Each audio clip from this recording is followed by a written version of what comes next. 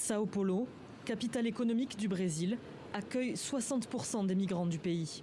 C'est ici qu'Abdulbaset Jarour a posé ses valises en 2014, au plus fort de la bataille d'Alep en Syrie, sa ville natale. Je suis triste loin de ma ville.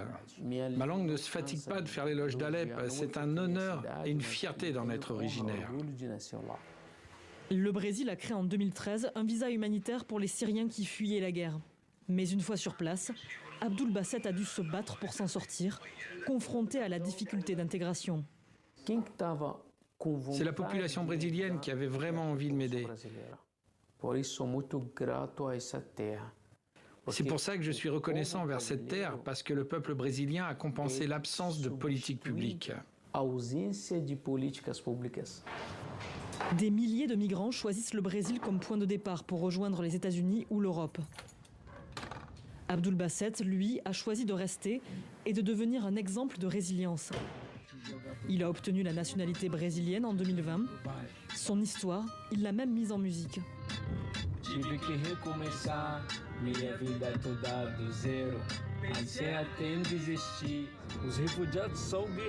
Les réfugiés sont des guerriers.